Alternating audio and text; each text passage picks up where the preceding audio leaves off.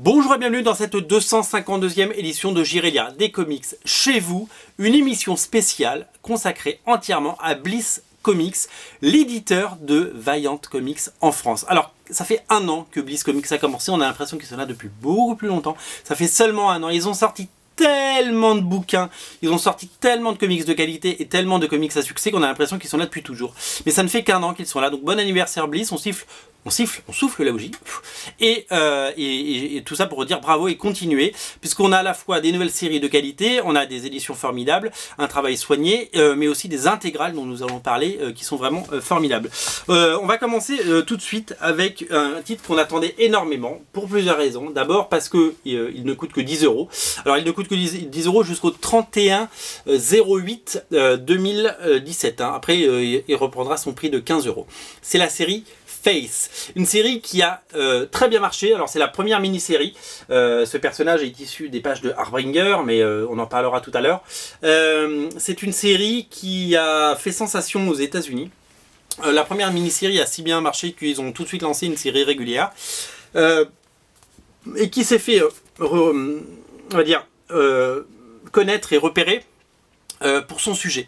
C'est-à-dire que depuis maintenant 70 ans, on dépeint les super-héroïnes comme des bombes atomiques, comme des nanas improbables qui n'existent pas. Alors c'est voir des dessins de Campbell et des dessins de Jim Lee avec des nanas avec des grandes jambes et des gros seins, c'est plutôt sympa et ça c'est des codes du comics qu'on a complètement si vous voulez assimilé.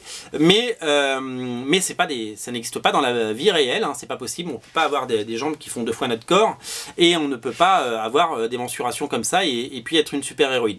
Ce serait pas je pense qu'on ne tiendrait même pas debout. La série Face a décidé de prendre le parti de mettre en scène une héroïne normale, une héroïne qui pourrait être votre voisine, une héroïne qui pourrait être votre collègue, une copine en classe, une fille avec une vie normale, qui aime, qui vit, qui a son blog, qui a son ordi, qui chatte, qui envoie des SMS, qui chatte, on dit encore qui chatte, n'importe quoi. Et donc voilà, qui a une vie normale et qui n'a pas justement les mensurations que des Wonder Woman, des Malicia dans les X-Men, de Psylocke, etc., qui est ronde, on peut le dire, c'est pas un gros mot, et qui a plein de formes et qui est tellement sympathique et appétissante que on l'aime d'autant plus. Et ce personnage est attachant. Et en fait, ce comics n'est pas juste un prétexte à mettre en scène une super-héroïne différente et ronde. On a dessiné une héroïne qui, pour le coup, a une vraie personnalité qui est développée tout au long du comics, qui est à la fois rêveuse, qui rêve d'autres choses, qui a sa vie, qui a son identité secrète bien entendu, et qui a cette double vie et qui aspire à rencontrer le prince charmant, qui aspire à plein de choses et qui sauve le monde tout simplement parce qu'elle est super héroïne la nuit, alors qu'elle a un travail un peu plus plan-plan la journée. Donc moi je vous l'ai dit, la série elle a énormément de qualité et le personnage est hyper attachant et on a envie de lire et finalement on se fout de savoir si elle est ronde ou pas ronde. On a juste envie de savoir ce qui se passe parce que l'histoire est vraiment chouette et parce que le personnage est attachant et parce que il y a un petit côté fleur bleue, un peu midinette, qui est absolument adorable. Alors le côté midinette, vous l'avez vu, il y a 2 styles de dessin, je sais pas quand je tourne les pages. Il est renforcé par le trait de Marguerite Sauvage, cette française qui habite au Canada et qui a un talent fou et qui va faire une tournée d'ailleurs avec Bliss dans les prochains jours et prochaines semaines pour présenter l'album. Sachez que l'auteur qui s'appelle Francis Portela a déjà fait une tournée et que vous êtes nombreux à être partis avec une dédicace. Je sais qu'ils sont passés dans plusieurs librairies, notamment parisiennes. Et donc voilà, donc on a ces deux styles de dessin, un qui raconte un peu le quotidien pas toujours évident de Face parce que c'est son prénom. Et l'autre qui nous raconte un petit peu sa vie rêvée, son côté elle aimerait bien avoir une vie un peu différente. Donc voilà, donc c'est c'est charmant, c'est puissant, c'est riche, c'est vraiment hyper intéressant. Je vous dis à la fois graphiquement et voilà. Enfin moi je trouve ça génial. Là c'est toutes ces rondeurs sont pleines de charme et je trouve ça absolument séduisant. Et voilà, le cahier bonus est parfait parce qu'il y a plein de pages de bonus, il y a toutes les couvertures, il y a tout le work in progress. Voilà, on a des couvertures hyper sympas. Parce qu'il y avait d'abord Vaillant produit énormément de variantes cover et donc c'est vraiment quelque chose voilà, d'une série vraiment super chouette. Vous voyez cette couverture de Marguerite Sauvage, je l'avais repérée, elle était très chouette. Donc c'est une série qui je pense va avoir un très bon écho et je souhaite qu'elle marche très fort. D'abord parce que le tome 1 ne coûte que 10 €, donc vraiment ça ne vous ruine pas d'essayer, voilà, tout simplement. Donc ça c'est un fait. Et la deuxième raison, c'est que c'est une nana qui ressemble à beaucoup de femmes d'aujourd'hui et donc qui vont peut-être se reconnaître dans cette super héroïne là où elle ne se reconnaissait pas dans les proportions vraiment improbables des héroïnes Marvel et DC et Aspen Comics qu'on peut voir un petit peu partout, voilà. Donc beaucoup de qualité, j'espère qu'il y aura beaucoup de presse et que les journalistes vont s'en emparer et que tous les blogueurs vont se donner la main pour pouvoir en parler et que faites des vidéos sur cette série, faites-le savoir parce que voilà, c'est vraiment une série de qualité, je le dis, je le répète et j'espère que ça va marcher et le succès de Bliss continuera à être un succès si vous lisez cette série. Voilà, si vous avez fait confiance à Bliss Comics, je pense que c'est le moment de lire cette série. Alors on parlait tout à l'heure des intégrales qui sont sorties chez Bliss Comics. On a déjà eu l'intégrale Archer and Armstrong par exemple, qui est sold out partout, on la trouve plus du tout, quasiment. Si vous la trouvez, prenez-la. On a eu l'intégrale Rai, qui est magnifique, je crois que ça il en reste encore. On a eu l'intégrale XO Manowar, qui reprenait, je sais pas combien d'épisodes de XO Manowar, c'était complètement dingue. On a eu une couverture spéciale d'ailleurs sur originalcomics.fr, qui est 100 exemplaires qui sont partis comme une traînée de poudre. Et on a l'intégrale Harbinger qui est une série, donc c'est un peu lourd, donc je vais le porter un peu comme ça. Regardez le nombre de pages, surtout qu'ils en ont rajouté parce qu'il y a Harbinger Wars qui initialement c'était pas prévu dans ce tome mais ils ont décidé de le rajouter. Donc c'est une intégrale qui reprend d'abord les épisodes déjà parus chez Panini, mais qui complètent, parce que chez Panini je crois qu'il y a eu 2 ou 3 tomes, je sais plus combien, donc il y a toute la partie inédite, donc notamment les Harbinger Wars. C'est énorme, il y a des auteurs hyper talentueux qui ont travaillé là-dessus. Joshua Dysart au scénario, Carrie Evans, Clayton Henry, Barry Kitson et Rafa Sandoval. J'adore Rafa Sandoval, j'adore ce dessinateur. Donc il y a a priori les 25 premiers numéros de Harbinger, il y a la série Harbinger Omega et la guerre des Harbinger, Harbinger Wars 1 à 4. Donc voilà, donc c'est vraiment, il y a le numéro 0, enfin voilà, tout, c'est très complet, donc je sais pas combien ça fait de pages, je crois que ça fait 800 pages, c'est complètement dingue. Sachez que donc ça c'est la couverture régulière, la couverture que vous trouvez chez votre libraire. Il y a également une couverture variante, 100 exemplaires pareil, originalcomics.fr, tout a été vendu, alors là en 15 jours, là pour le coup on l'a mis en ligne, 15 jours après il n'y en avait plus. Donc ça a été fou. Sachez qu'avant la fin de l'année, il y aura a priori 2 nouvelles éditions exclusives originalcomics.fr, donc on vous en parlera évidemment dans toutes les émissions si vous suivez la chaîne. Qu'est-ce que c'est que cette série? Alors sachez que quand il y a eu la première mouture de Vaillant en France, chez Panini, pardon, j'avais pris les 5 numéros 1 parce qu'ils coûtaient 5 €, souvenez-vous, ils les avaient bradés pour essayer de relancer en désespoir de cause les ventes parce qu'ils avaient oublié de travailler un petit peu le catalogue en profondeur. Et donc ils avaient chez Panini mis à 5 € les albums. Et donc du coup on s'est retrouvés avec ces 5 séries. Et moi les 2 qui sortaient du lot quand j'avais lu les séries, donc cette première génération, c'était Archer and Armstrong, mais ça je vous l'avais déjà dit. La deuxième c'était Harbinger. Pourquoi Harbinger? Parce qu'il y avait tout ce qu'on aime chez les super-héros, c'est-à-dire que c'était un petit peu... Il y avait vachement un côté X-Men. Il y avait un côté un peu jeune surdoué du professeur Xavier, qui développent leurs pouvoirs, qui sont encadrés par une institution, etc. et qui rejoignent un petit peu un groupe. Ça pourrait être les X-Men, là c'est les Harbinger. Donc j'avais beaucoup aimé l'approche et j'avais beaucoup aimé d'abord les qualités graphiques. Je peux vous montrer un petit peu à quoi ça ressemble, bien entendu. Ça va être très lourd parce que je dis ça pèse 1 tonne. Et j'avais aimé le côté apprentissage, le côté on développe nos pouvoirs, le côté on n'est pas seul, le côté voilà, j'avais eu l'impression de retrouver un petit peu, mais pas tant les X-Men finalement, mais ce que j'avais pu lire sur les Nouveaux Mutants dans les années 80 quand j'ai commencé à lire des comics et que j'avais adoré lire les histoires des Nouveaux Mutants parce que je me sentais vachement proche, si vous voulez, de ces héros. Donc la série n'a que des qualités et c'est vraiment c'est pour ça qu'on avait fait une couverture originale parce qu'on voulait vraiment, et donc on découvre tous les personnages dont Face dont on vient de parler, hein, elle est là, hein, je le prouve, elle est en couverture mais elle est aussi à l'intérieur.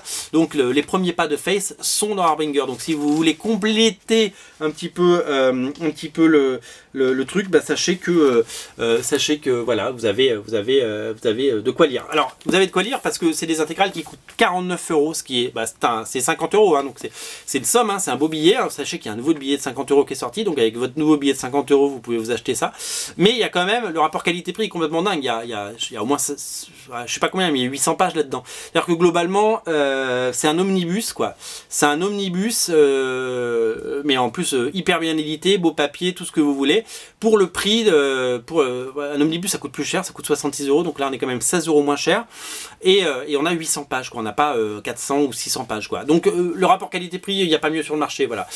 C'est assez dingue et Bliss fait un travail absolument incroyable, et globalement toutes ces intégrales disparaissent très très vite, elles se vendent par exemple, il n'y a plus de Archer and Armstrong, on n'en trouve plus un seul. Harbinger a priori est parti pour faire exactement la même, ça marche très très fort, donc voilà, ne tardez pas trop si vous les voulez ces intégrales, parce que l'économie, le comics c'est une économie assez fragile, donc je suis pas sûr que Bliss les ressorte tous les 4 matins quoi. Ils n'ont pas l'assise financière d'Urban Comics ou de Panini. Jack Panini ressort pas les omnibus ou les intégrales quand elles tombent en rupture, ou en tout cas pas tout de suite. Je suis pas sûr que Bliss les ressort tout de suite, donc si vous êtes un énorme fan du travail de Bliss, c'est vraiment le moment si vous voulez de le lire. Mais donc voilà, donc moi ça c'est vrai, pour moi c'est une lecture certifiée, vous ne vous tromperez pas. Si vous aimez tout ce qui est mutant, tout ce qui est super-héros, tout ce qui est X-Men, c'est pour vous, New Mutants, voilà, parce qu'il y a des thématiques qu'on retrouve bien, et c'est très très bien fait, et c'est très complet. Il y a des heures et des heures de lecture en perspective. Alors, toujours sur le même principe de l'intégrale, mais ça une intégrale plus courte qui rappelle un peu l'intégrale Rai. C'est une série, une intégrale totale, il n'y aura pas de tome 2 pour le coup. C'est une série qui s'appelle Ivar the Time Walker.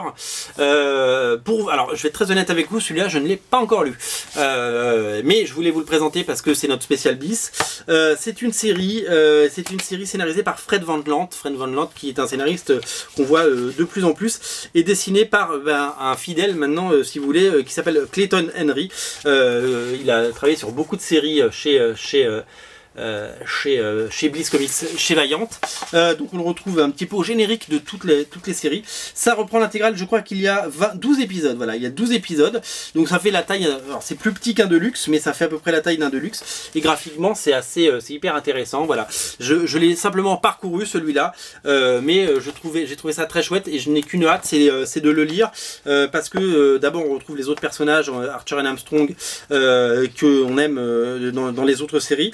Parce que l'univers Valiant est un univers étendu, est un univers partagé comme on dit, et donc voilà, là vous avez Archer et Armstrong par exemple qui font une nouvelle fois leur apparition, et c'est une histoire de science-fiction qui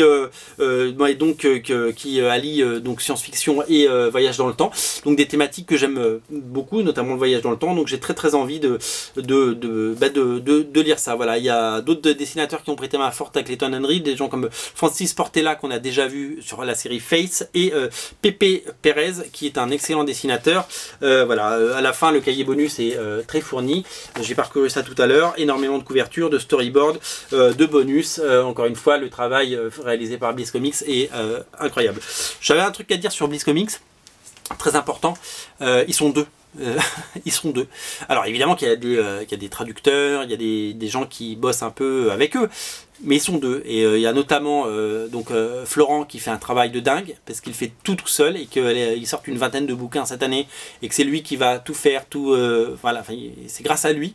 Et puis Jérémy avec qui il bosse, Jérémy Briam, que vous avez certainement déjà vu en convention, un type extraordinaire, et les deux font un travail de malade mental, c'est-à-dire qu'ils sortent, ils font le travail de 10 personnes, et ils sont deux, donc faut vraiment les soutenir. Et en tout cas voilà, vous savez, moi j'ai un discours de vérité, c'est-à-dire que j'aime bien dire les choses honnêtement. Bliss, j'y croyais pas forcément au début parce que se lancer dans des aventures éditoriales, je l'ai fait, c'est très compliqué. Mais ils l'ont fait, ils l'ont bien fait et ils le font bien encore. Et parce que on aurait pu, Bliss, ça aurait pu comme beaucoup, durer 6 mois ou durer 1 an. Et on espère que ça va durer très longtemps et donc il faut les soutenir. Et par exemple, des séries comme ça, donc par souci d'honnêteté, je sais pas si évidemment que Bliss me les a envoyés parce que je fais une émission spéciale et que j'ai envie d'en parler. Personne ne m'a jamais forcé de parler de comics dont j'ai pas envie de parler.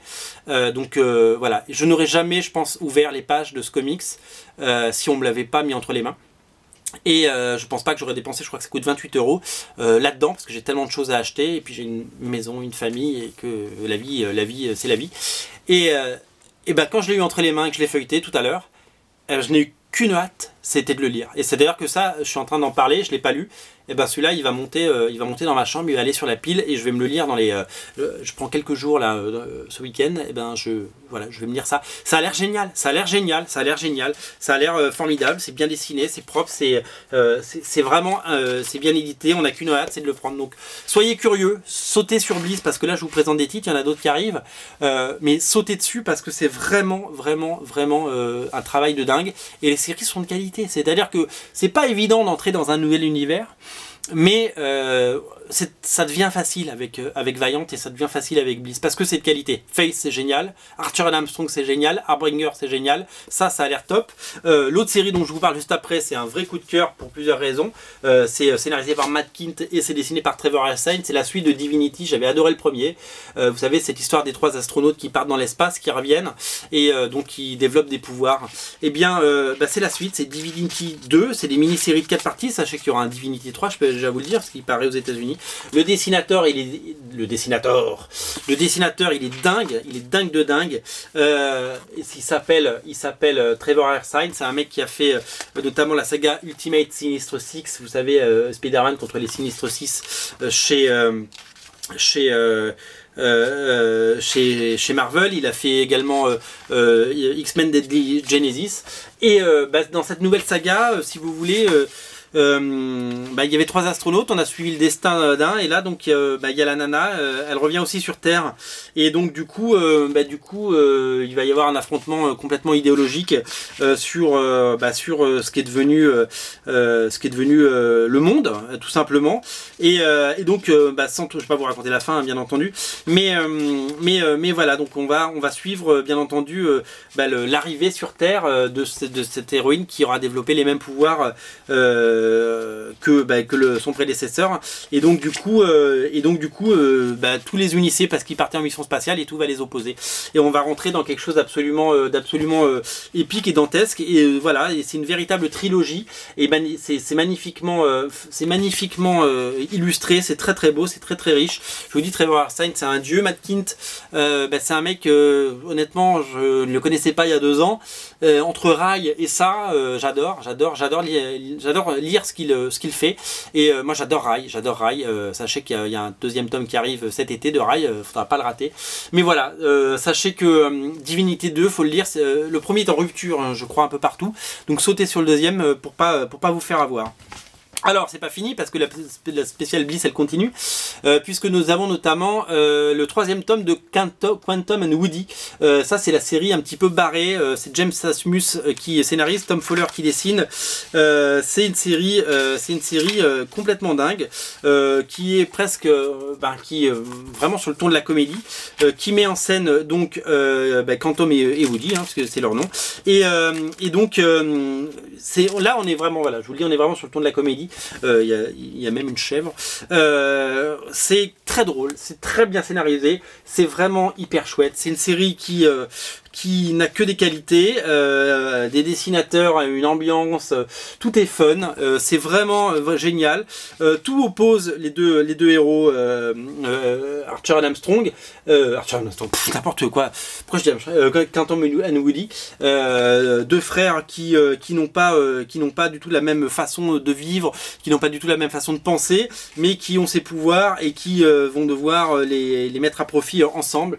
Et donc voilà, c'est vraiment une série pleine de qualité, et je sais que vous ne vous y êtes pas trompé parce que vous êtes très nombreux à attendre ce tome 3 ou à le désirer et à le commander, donc et à l'acheter. Donc voilà, Quentin Manwoody, il y a déjà un tome 3. C'est vraiment une série qui tient toutes ses promesses, et voilà, donc beaucoup de références, beaucoup d'humour, beaucoup de talent, voilà, tout ça dans cette série. On termine par une série qui est un petit, je sais pas si c'est un coup de cœur, mais c'est, on va dire que c'est véritablement une série que j'aime.